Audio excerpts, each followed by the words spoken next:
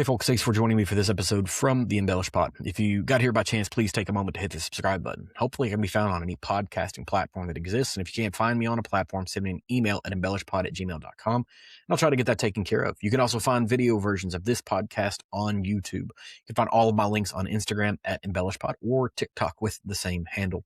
I have a website. It is www.embellishpod.com. It's a place to pick up these links, episode details, and more. Today I'm going to have Sam Lacy joining me from the Bourbon Capital Alliance, from National Bourbon Week, and from a couple of new experiences. So I hope you guys enjoy the conversation. Sam is always a wealth of knowledge, and I love having him on to chat about what's happening in Bardstown. Good morning, good afternoon, good evening, whenever you happen to be consuming this particular episode of the podcast. I've got Sam Lacy joining me once again from the Bourbon Capital Alliance.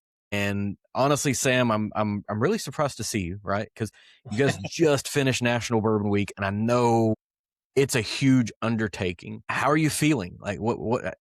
It feels like a lot of work, and now you're able to take a breath.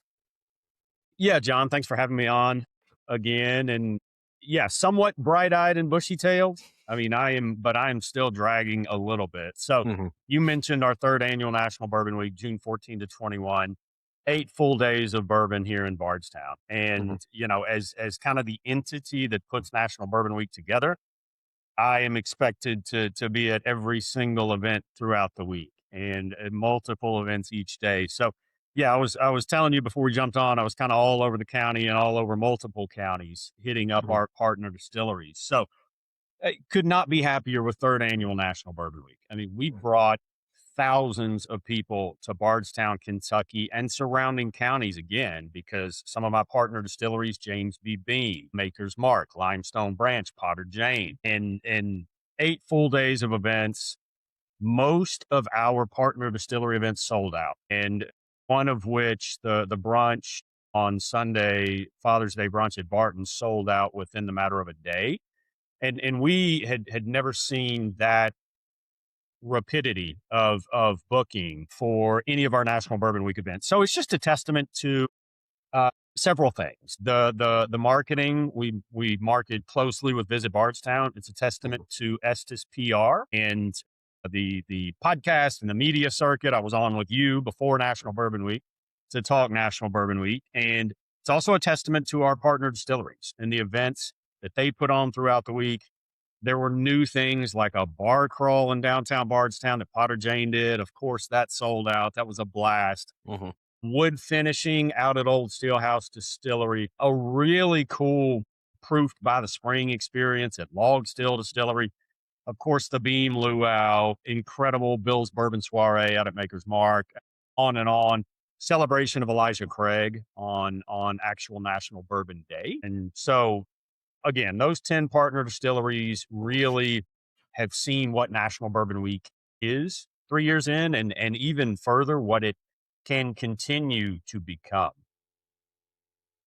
Yeah. So, this year saw an increase in distillery partners. It saw an increase in opportunities to have experiences, and it's tough calling them events because they're events, but it's a little more robust than that. An event is kind of a come and go kind of thing, whereas these things are a little more robust, like an experience. You have kind of two things that happen. You've got the plan before the event happens, and then you have what actually happened when it got there. So, were there any surprises this year based off of what you had planned and then what actually occurred, or did it go perfectly as planned? I tell you what, if anything happened, I'm unaware. I mean, I really, all of the events, all of the experiences, and I'm glad you mentioned that. So much of what our partner distilleries put together this year were a true experience. And so Potter Jane did a big vat blending class. They released their very first aged product, Big Vat Liar, during National Bourbon Week. And they did a blending class on site out at Potter Jane, the wood finishing at Old SteelHouse, the water experience at Log Still. I mean, one of the things that I mentioned at our postmortem meeting last year was, here's what I'm seeing through the booking data. Consumers want experiences. And particularly if you can offer them a unique educational experience, all the better. So many of our distillery partners leaned in on that this year, and those sold like that. You know very well, consumers these days, bourbon consumers cannot get enough education. And they want to dive in as deeply as a distillery will take them. So we leaned in on that this year. We also leaned in, I think, 4 distilleries on special releases throughout the week. And so Heaven Hill put out Elijah Craig 21. Of course, that drove traffic on that day, line out the door. I drove by there at about 8 a.m. I think doors opened at 11, and there were 100 people, sitting in line. And Preservation put out Waddy Boom, 250th anniversary, spectacular bottle. Took one of those home. Big Vat Liar from Potter Jane Distilling Company. And I believe there was one more special release. I'm going to get in trouble here. Beam, James B. Beam. So they did the Luau and the National Bourbon Week dinner on Thursday, and they released the first Knob Creek 15-year cask strength. Yeah. And that bottle, just as you can imagine, spectacular. Again, really, really comprehensive National Bourbon Week. There was something for everyone. If you're hunting bottles, we facilitated that. If you wanted unique education, we facilitated that. If you wanted to hang out with Denny, Potter, and Jane Bowie and do a bar crawl in downtown Bardstown, we did that as well. And the second annual Bourbon Capital Mashup in downtown Bardstown at Bespoken, featuring all 10 partners and local culinary vendors. That event sold out. And I want to thank culinary vendors, partners, Neat Bourbon Bar, Danny and Owen Powell. They shut down Neat for the evening, for the mashup. And that was the VIP lounge for our VIP mashup attendees. And they did some vintage pours and a vintage cocktail when you walk through the door. So just a fantastic event that Friday evening. Of course, we will do that every year moving forward because consumers love having easy access to 10 distilleries. Most of our master distillers were there, and just kind of get to share pours with the royalty of the distilling industry. Yeah. I'm glad you mentioned the mashup because I had a question prepared for that one. So the way the mashup was structured this year was a little bit different than it had been done in the past. And it kind of had a different feel. There was an elevated opportunity as a part of that experience. You had your idea. This is the first year you did it. You did it this way. How did the implementation of that particular thing come off, right? Because when I look at the things that the events and the experiences that happened throughout the course of the week, if life had not put me in a situation where I wasn't able to attend, just with other things going on, there's this myriad of experiences that I would love to participate in, but this is one of them. Danny and Jane absolutely on the list, but this one as well, with it being a little bit different than how you've done it in the past. So you had the idea, you implemented it. What's your reaction to how it actually came? Honestly, I spoke to several people that were there for the first time event last year and this year. And to a T, they all said, last year was great. This year was better. And how we achieved that, we were more thoughtful. First time events are always hard. There's a lot of unknowns. So you learn a lot from year 1 to year 2. And so we were able to build upon what we did in year 1 and shout out to Tracy Green with Estes PR, who really took on the planning for year 1 and knocked it out of the park. And so year 2, we were able to work again with Neat, and it just made sense because they're in the same building. So Bespoken Bond is in the rear, and then there's a pass through, there's a door there to get right up into Neat. So they were excited to act as the VIP lounge for the evening. One thing that allowed us to do is expand the footprint of the event, which allowed us to sell more tickets and sell out. So we did about 160 tickets this year, and we sold about 130 last year. And I was looking around at the end of the night, our VIPs get in at 6. And so they have kind of unfettered access. That it's a limited cohort to Neat if they want to go up there at the start and get their vintage pours. Or what I encouraged them to do before they got in, I said, you all have an hour here before GA gets in. I would encourage you to take a right and go to Bespoken Bond and hang out with the distilleries. You've got, it'll be 2 or 3 of you at a distillery table, and you can, talk to Connor O'Driscoll and John Rempe and Steve Beam on and on to your heart's content. And then when GA get in at 7, that's when I'd encourage you to start kind of working, work in the room, maybe hop up to Neat for a vintage pour, put your feet up for a minute. Chef Newman Miller was up in Neat. Mm-hmm. Newman, well known around the state and beyond. He did a duck confit taco that was Oof. just out of this world. And so honestly, all of the culinary vendors as well Mm-hmm. knocked it out of the park. And you can tell they're all kind of competing with each other a little bit. Right. They all get a budget per bite, and Bourbon Capital Alliance pays for, through ticket sales, reimburses them on those food costs. But there were some incredible, incredible bites of food. So for the ticket cost, $375 for VIP, $150 for GA, for that VIP experience, we feel like that value is more than there. Mm-hmm. You do not need to go to dinner that night. Your dinner is there. You can have Uh-huh. all the food that you want. You've got the vintage Vieux Carré cocktail when you walk through the door.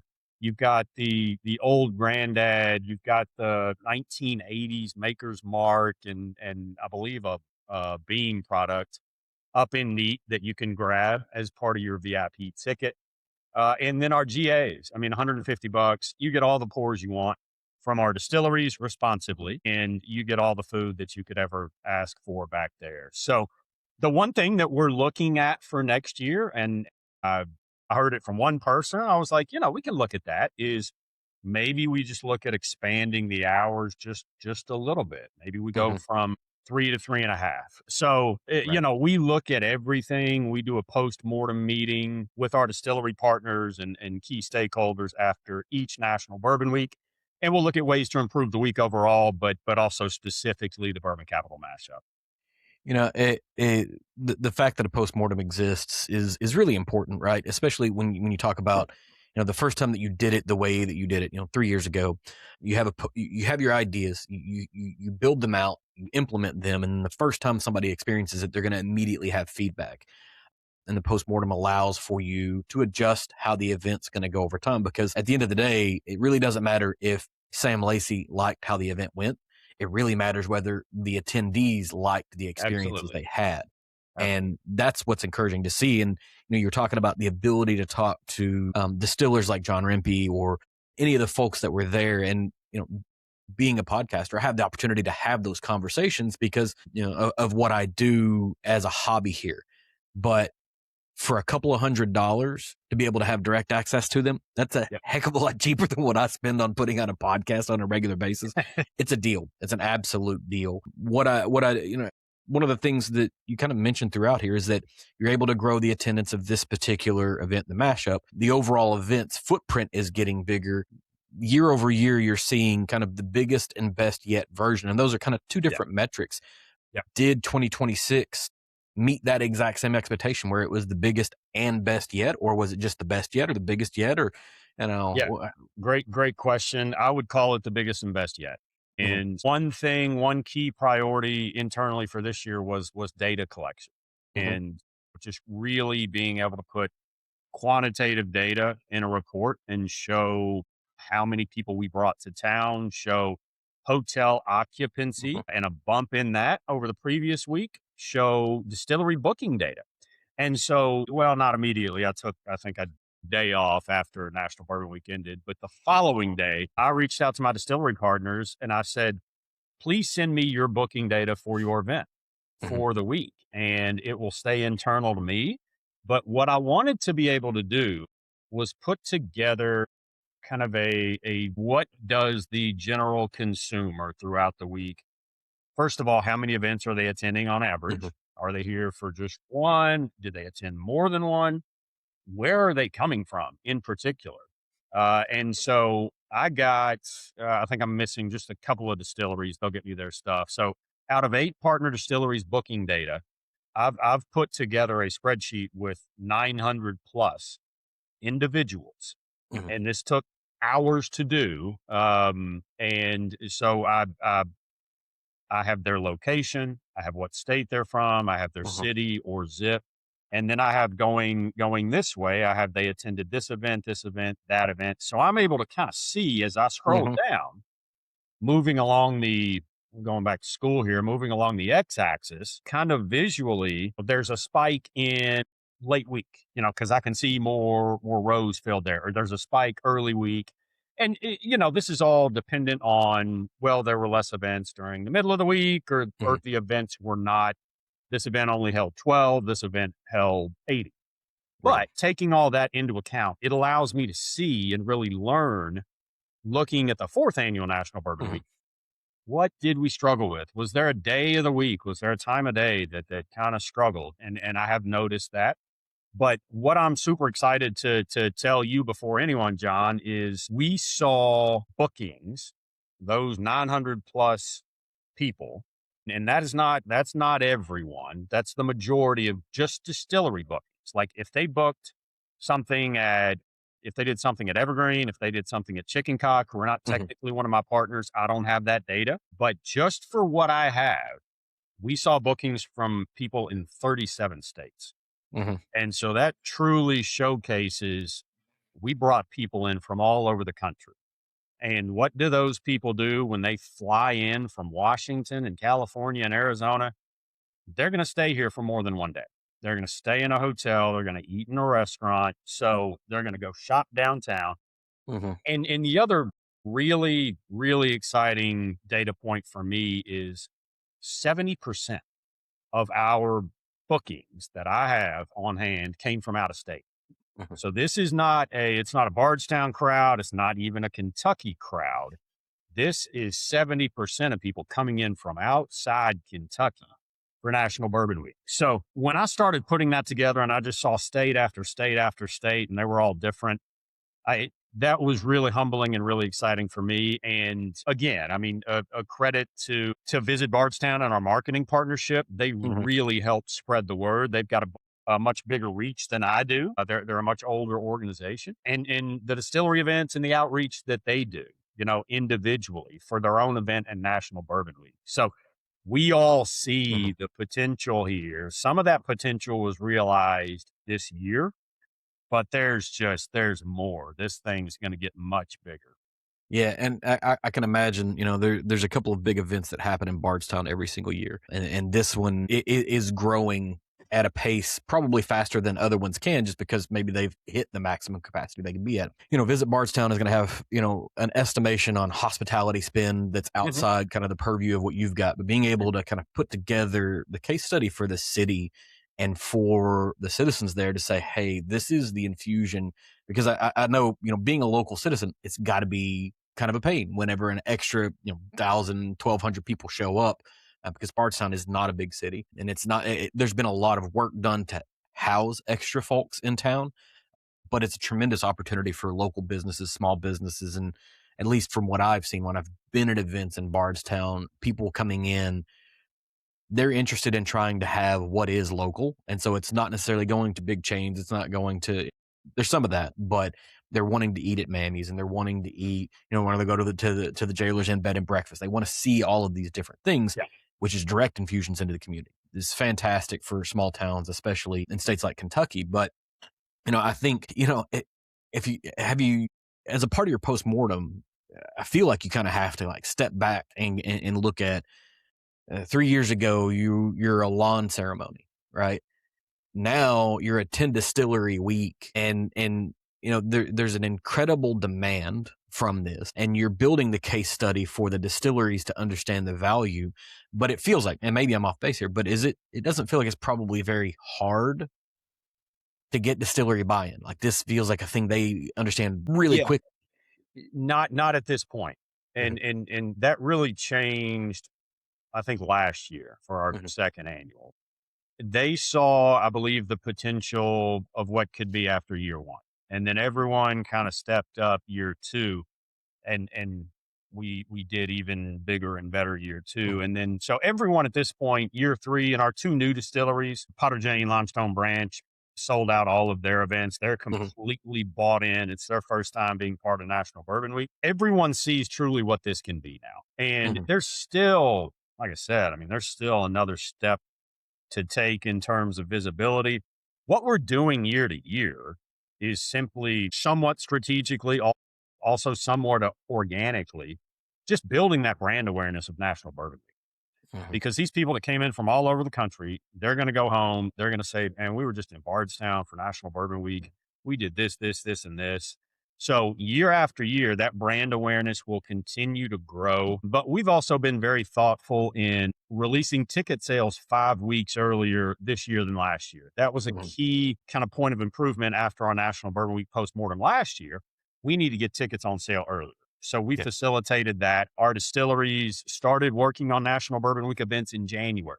And I'm going to ask them to do the same this coming year for the 4th annual so that we can get tickets again on sale around March, just to give our consumers a more time frame to book. And that's important. So we improved many things from year 2 to year 3. My post-mortem meeting with distillery partners is actually coming up here in the Briniamo penthouse here in a couple of days. So we'll figure out what we need to improve again for year 4.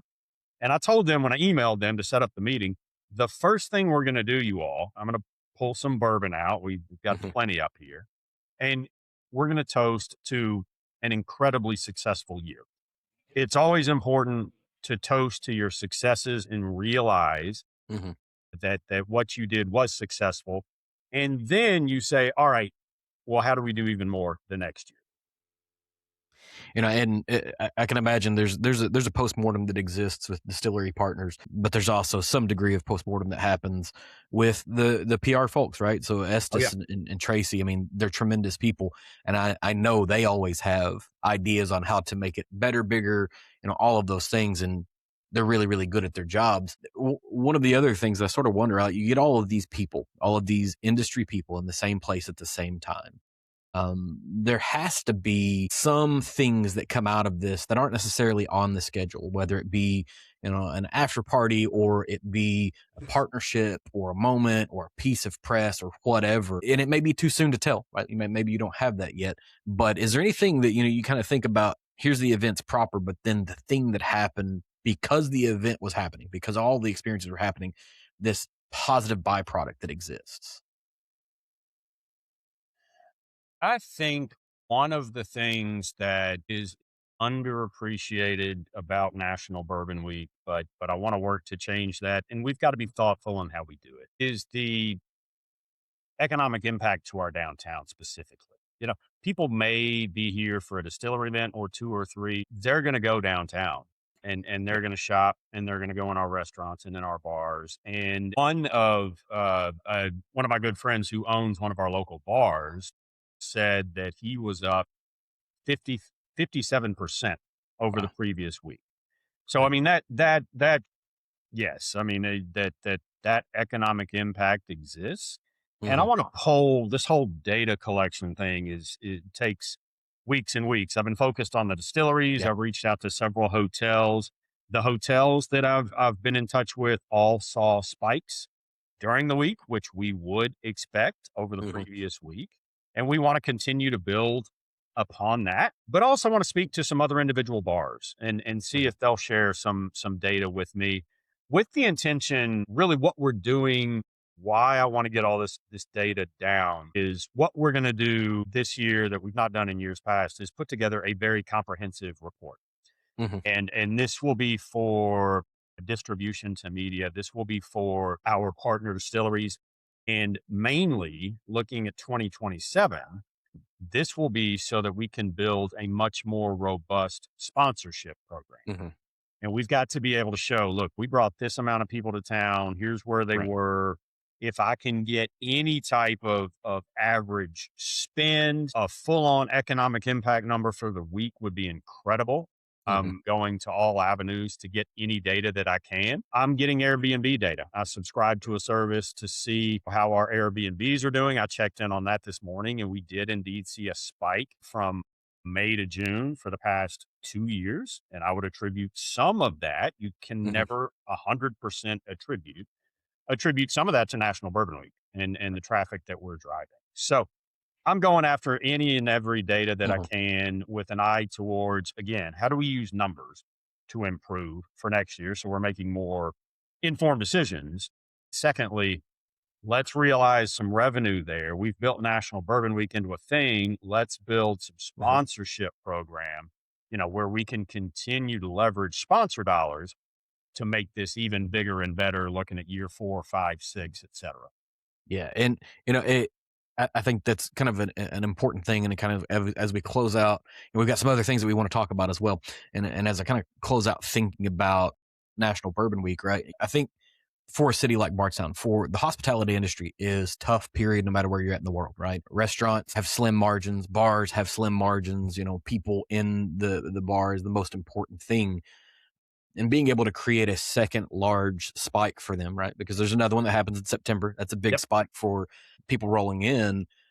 A good problem to help them solve is you're going to need to staff up for this week, right? To be prepared that everybody's working, because you're going to see an increase in revenue, and it's fantastic. Those are the kind of things that help businesses in lean years. The concept of just increasing the overall economic impact. And I know it's too early to tell, but kind of seeing what the economic impact to the region is, to the area, to the city, is a huge thing.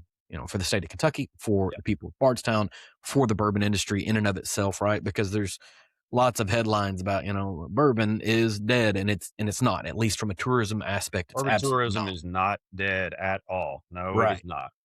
It's still skyrocketing, and events and experiences like this help communicate that. And they also bring really important people to come and look at what's going on. One of the other things that you guys have going on, right? So National Bourbon Week is starting to be retro, and you're starting to do your postmortems and put all that together. The next month and a half will be a lot of data heavy work, which I'm really into, but I know a lot of people are like, man, that sounds awful. But I kind of enjoy it. I'm a numbers guy. I like seeing the numbers. I like running. The new thing that we can all do now is like upload a spreadsheet to AI, and and even Yeah. that's cool. Like they're pulling out some data that I wouldn't have even thought of pulling out, so Yeah. that AI has made things a bit easier, but I still had to do all the hand, I couldn't find a proper prompt to be able to accomplish merge the what I 3 to need. 4 or 5 Yeah, 10 things. Yeah. And it's likely possible. It just takes a skill set that maybe I don't have. I'm not there yet. But it is, you're right. It does things that you're capable of doing. It just does it so much faster and so much more efficiently. And it allows you to kind of back up and ask the bigger questions that maybe you couldn't have gotten to without spending 7 weeks of merging Excel sheets together. And it's phenomenal opportunity. But you guys have also launched, right? You had National Bourbon Week, but you also launched this new thing. Is it Yeah, called why did we do that? I Well, I mean, don't you have know. a captive audience. It's a good opportunity to Well, do it whenever you people know are what? around. Yeah, John, I'm glad you bring that up. I mean, we always, back when National Bourbon Week was National Bourbon Day, Mm-hmm. we always kind of did a press release, and we always Yep. had an announcement of some sort. And I just think if you can pull it off, and it was a lot of work, but if you can pull off some kind of press release or some kind of media event, we did it Friday afternoon because we had a Mm-hmm. lot of media in town for the mashup on Friday night. They were already in Mm-hmm. town. Let's leverage that. And yeah, what you're referring to is we officially launched the Bourbon Capital Diplomat certification experience. And this is a proper certification in bourbon, Bardstown, Mm-hmm. our 10 partner distilleries and their core brands. And I want to take you back to kind of the very quick impetus behind the Bourbon Capital Community Alliance back in 2016, Mm-hmm. 17. I mean, one of the things that came out of that Bourbon Task Force and community study was education, our hospitality industry. And I always qualify what I'm saying here. This is no criticism of anyone locally, of any Mm-hmm. entities, any organizations. It's absolutely not. Our hospitality industry are people that interface with consumers from all over the world on a daily basis. They've got to be more educated in bourbon and Bardstown, but a bit of bourbon history, very basic distilling knowledge. Mm-hmm. The bulk of this curriculum, and this was built over the course of months and months with our partner distilleries, the bulk of this curriculum is distillery information. Mm-hmm. So it's what makes preservation distillery unique, what makes log still distillery unique. And we garnered that directly from them. I actually asked them, what do you want our hospitality industry to know about you? Send me 5 or 6 copy points. So that comes directly from them, and they are bought into this program majorly.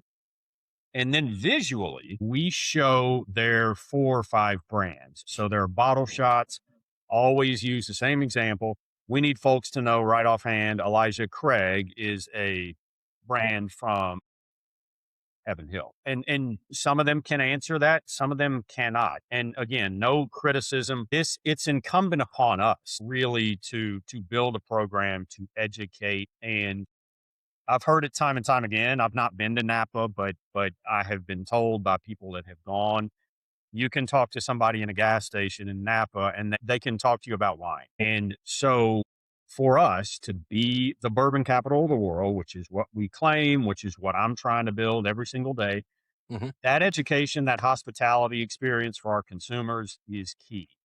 And so, yeah, I mean, this program, we officially launched it to the media June 9th. And what it is, we bring folks up here to the Brindiamo Penthouse at historic Spalding Hall.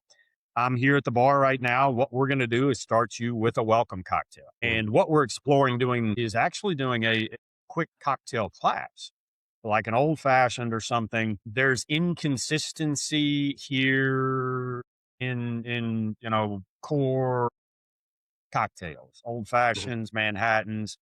They're I celebrate everyone's right to make them differently, but when someone from New York City or Nashville or wherever comes to Bardstown and asks for an old fashioned, it needs to be a good old fashioned. Right.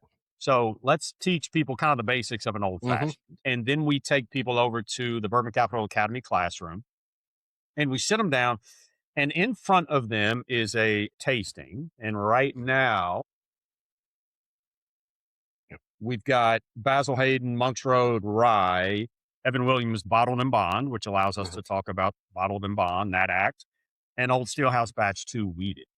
And those pours will rotate amongst partner distilleries quarterly. So everyone will get on that tasting mat at some point.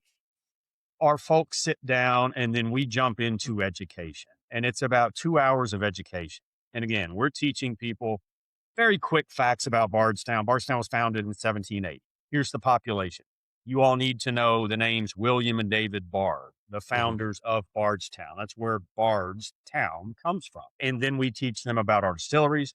We enjoy these pours along the way. And one of the really cool things about this program, we went out to all of our partner distilleries and collected hours of video content. And we sat down with Fred and Freddie No at Beam. We sat down with John Rempe at Luxro. We sat down with Connor at Heaven Hill Springs Distillery, on and on. Wally Dan out at the distillery at Log Still. And first of all, we got them just talking off the cuff about bourbon, about their distillery. All of that video content I have, and we're going to use for marketing, ongoing resources, etc. But what we've integrated into the deck is we got Fred No talking about Basil Hayden and tasting notes and his story of Basil Hayden. So it's not coming from us. It's not coming from one of my instructors. That when you're describing a pour, that needs to come directly from the distiller. And so we've got all of those distillers talking about those pours throughout. And then at the very end, again, this is a proper certification. There is a 50-question test, and we cover every single question in the deck or in the script. And sometimes one of our instructors will say, hey, make sure you pay attention to this. We want everyone to pass. Pass is 40 out of 50. It's 80%. But we need you and we want you to showcase that you learn that day and that you are then much more educated about bourbon and our brands and the significant brand power here in and around Bardstown. So if you pass that, and we did a class recently, and we had a couple folks that did not, we made it somewhat rigorous for a reason. If you don't pass, we'll invite you back free of charge to come back and learn and take the exam again. We want everyone to be a certified diplomat. But if you pass that day, what we're going to do is you're going to be deemed a certified diplomat of bourbon, and you are going to get our Bourbon Capital Diplomat pin. We all know how much bartenders love pens. And I'll say, I mean, like Stave and Thief pen, you see them everywhere. This is the Bourbon Capital Diplomat pen. And we want certainly people here in Bardstown, but beyond, we want to build this program into something where they're like, oh my gosh, I want that pen. I want to be a certified Bourbon Capital Diplomat. And we have a long road to hoe. This program has taken a long time to get off the ground. It will take a long time to take hold, but we are working on, as of yesterday, our booking platform on bourboncapitalacademy.com. That should be up hopefully within this week, if not sooner. And we are hosting a class for some local individuals and some folks that I want to get through on July 20. This class, and I know I'm talking a bit here, you probably got some specific questions, but this class, we see kind of three potential markets for it. And first and foremost, it's our local establishments. It's our local bars, hotels, restaurants. We want to certify individual establishments. And, so we'll work individually with that establishment.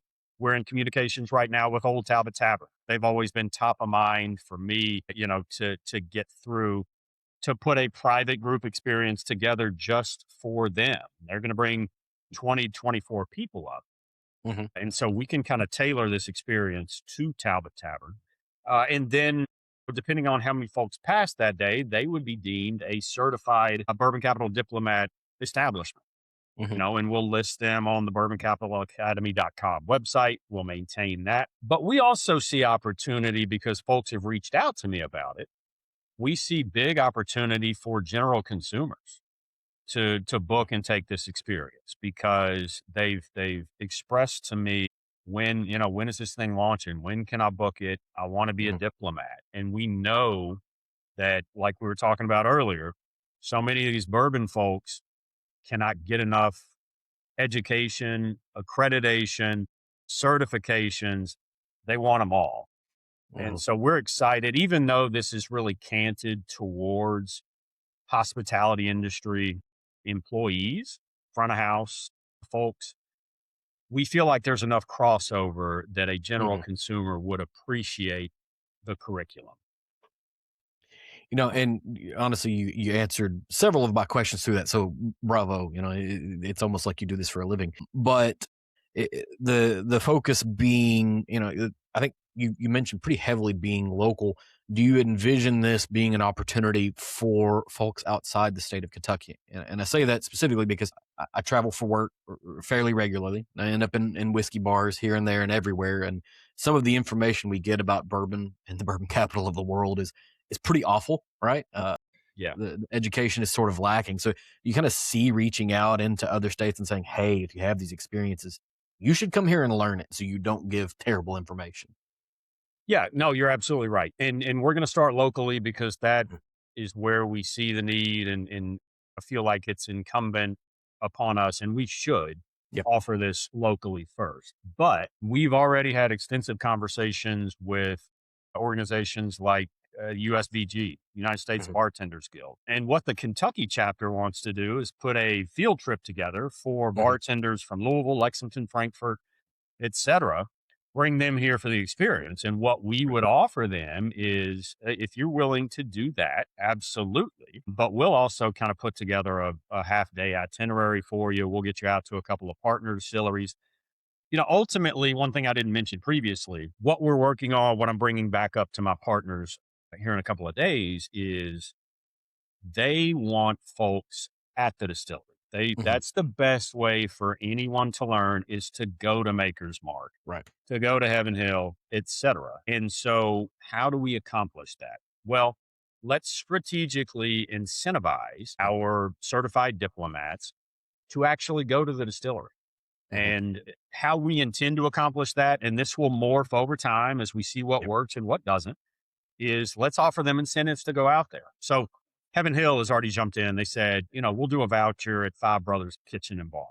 We'll do perhaps a free cocktail for these folks, because at the end of the day, we can teach them here, for 2.5 hours, expose them to some product. The best learning, the most extensive learning, the most sustainable learning will be coming directly from the distillery. So that's a key part of this. And for a consumer as well, if we can say, if you attend this class and you're a certified diplomat, you also get this, this, this, and this at these distilleries, that's added value for them. And so this is an entire kind of ecosystem that we're building here with multiple facets. And it will evolve again over time as we see what works, what doesn't. This is my key priority now until we start planning 2027 National Bourbon Week. We got through National Bourbon Week. I got to get the data done, figure out the dates for next year, get a press release out. But then I've got a window there until really January of 27 where this will be my 90% priority. And it needs to be because of how big and how complex it can get. But again, John, we're super excited about it. The one thing I didn't mention is all of our attendees will get this certified Bourbon Capital Diplomat handbook. And, you know, this just has content stuff from the deck in it, kind of a continuing educational resource for them.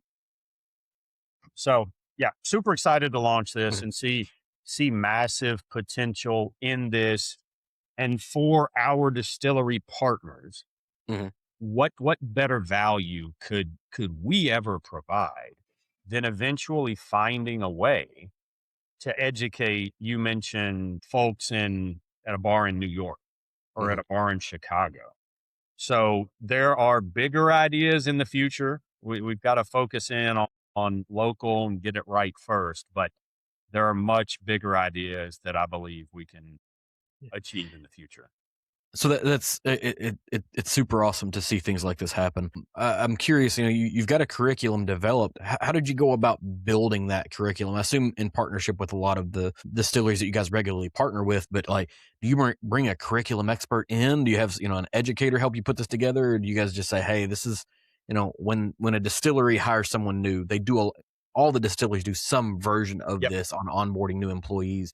Is it just taking their information and kind of mushing it together in the most normalized version? Like, how did you guys develop this? So part of this came from before we had this diplomat experience, we had a consumer experience that we were offering on Saturdays. And we did that over the course of a couple of years. It never took off. And that was, you know, I blame a lot of that on me. It wasn't marketed enough. It wasn't priced correctly. So I take the blame on that one. But what we were able to do then was we were able to kind of repackage some of that existing curriculum, some of that existing deck. And then, you know, the bulk of this, again, was getting that content directly from distilleries. So they provided, here's what we want those folks to know about us. They provided bottle shots. I have a fantastic graphic designer. She did the rest. And we brought in 3-4 months ago to our committee someone with a local distillery that also in their past did bartender education down in Florida over the course of several years. So she was able to really bring in some fresh ideas, a fresh eye towards things. Hey, why don't we put in the script, like, here's how you properly build a flight. And I was like, that's brilliant, because I mean, a lot of people would not know. Let's, you know, maybe go from low proof to high proof. That's kind of the easy part. You need to know that. But here's why this product works with this product. This should follow that, etc. So yeah, I mean, we've built this and honed this. Our distilleries have seen this repeatedly and have provided their own input. And we feel like it's a quite comprehensive curriculum. We've got 2 hours. We can't teach people everything. But what our professors are prepared to do, they all have distilling experience. And what we've learned from a few run throughs is people are really interested in the process, and they can kind of get in depth. We allow questions, interaction. A lot of these folks want to get more in depth about the actual process of distilling, and our professors are prepared to achieve that. So, you know, and as I think about this, right, it's Kentucky. There's a lot of events in the state of Kentucky that are centered around bourbon. Most of those events end up hiring short-term staff to fill out kind of the broader event staff. an education like this could be really important to kind of buoying up the credibility of those events. I think about some things that I've been to where you bump into a person who's, maybe just working the ticket counter as they, scan people in. I've seen attendees ask questions and that person has absolutely no clue, right? And that's, people sort of accept that, but if you want to have a more robust experience, educating out event staff would be really, really important. And if it's a couple hours, it's probably worth their time to push that into people. So I would encourage any other event in the state of Kentucky, if you've got temporary staff, probably reach out to Sam, see if he can put something together for you guys. You mentioned your professors. How does a person become a professor of this particular thing? Like, how'd you find your people? So they're all part of my partner distilleries, and Mm-hmm. two of them, I mean, I'll mention them, Adam Inman and Lorenzo Alvarado, both from Old SteelHouse. They just Mm-hmm. expressed interest to me several years ago about being part of this process. They loved the education, and they were really key. And along with Jack Ryan of the Oscar Getz Museum of Bourbon History, right downstairs on the first floor, of helping build the original consumer curriculum. Mm-hmm. And they know infinitely more than I do about bourbon, and Adam specifically about bourbon history. And so they were able to bring quite a bit to the table that I could not. And what I always try to do is, let's put a team together that is smarter than me, Mm-hmm. So that's how you do really big things. And then who we brought in recently, Sydney Jones from Heaven Hill. Mm-hmm. And she's not sure her title. She's right under Connor O'Driscoll Right. at Heaven Hill Springs. She distills at Springs. She was the one that did bartending education down in Florida. And so met with her, maybe 6 months ago, and she just loves the program, loves what we're trying to accomplish.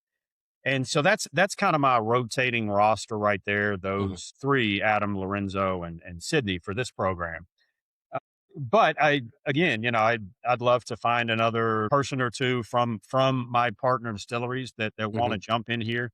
Fresh eyes are always great. And the thing that we can do here as well, which we bandied about, talked about, is it'd be pretty simple to get Jane Bowie up here one day.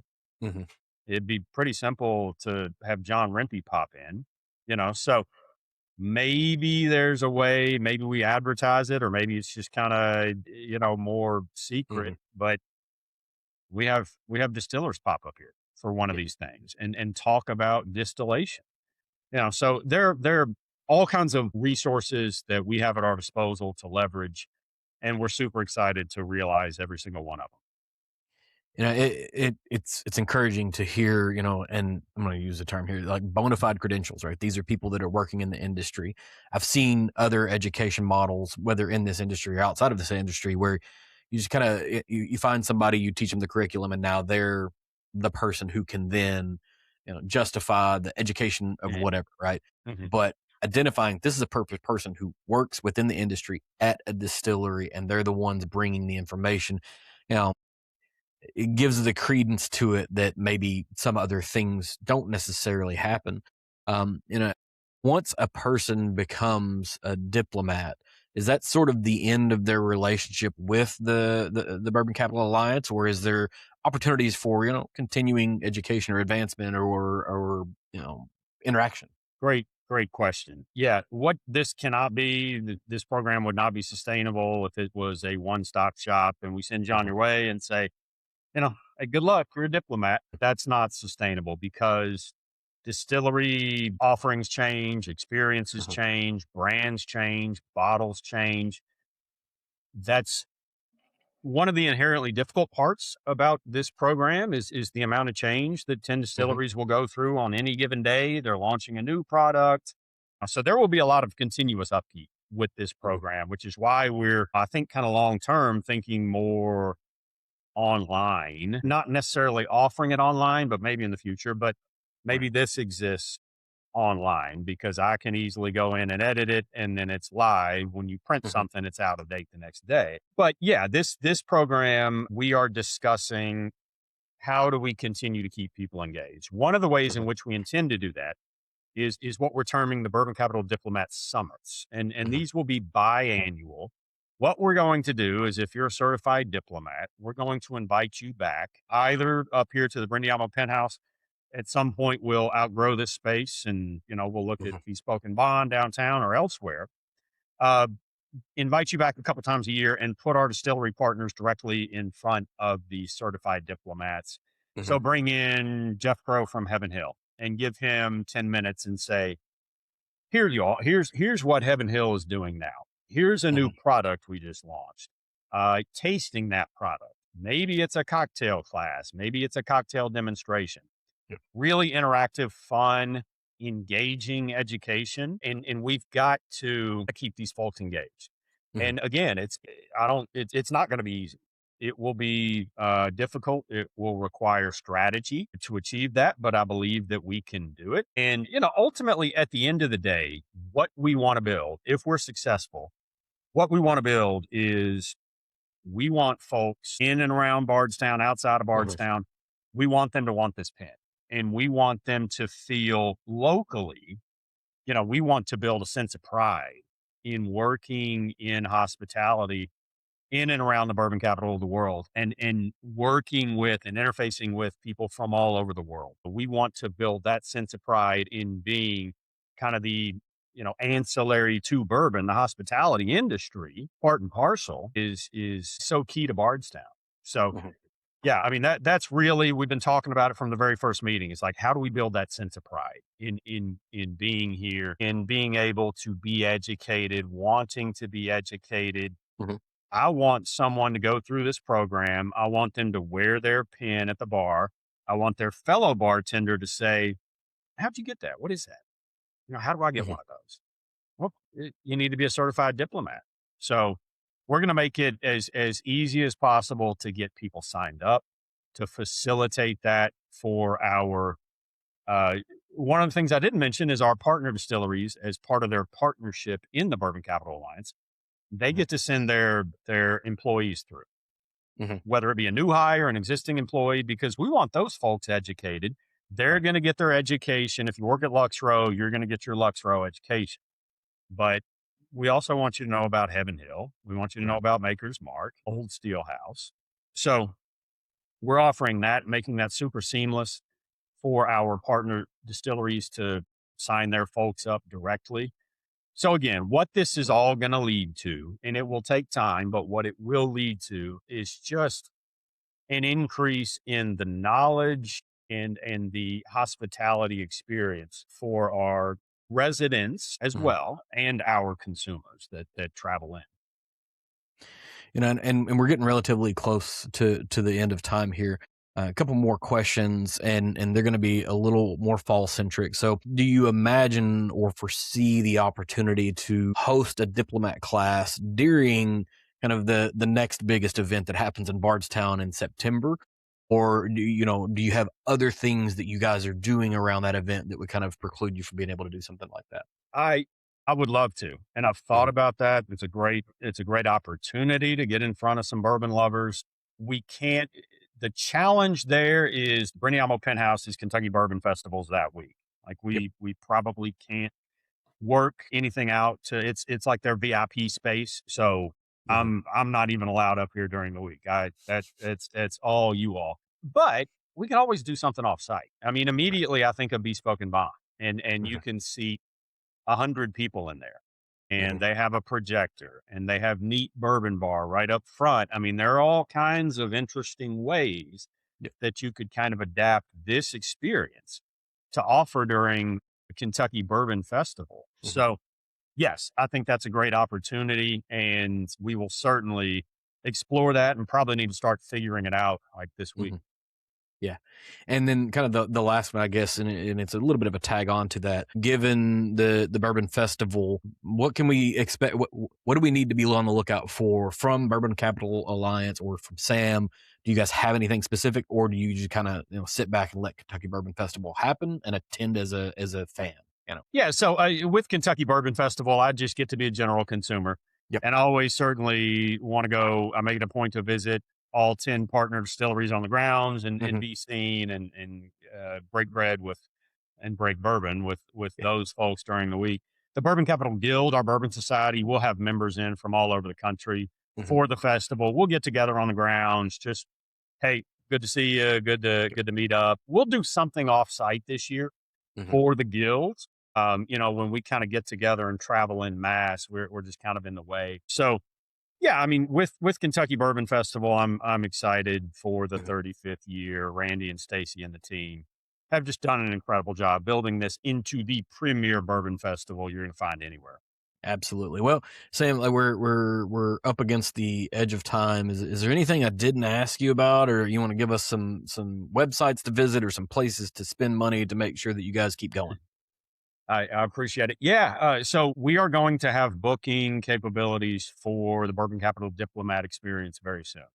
And so certainly I would hope within the week, if not, maybe within a couple of weeks. So check back bourboncapitalacademy.com. We are kind of reskinning that website. We will offer direct to consumer bookings. And I mean, again, it's hospitality focused, but we feel like there's a lot of crossover. A general consumer would enjoy it.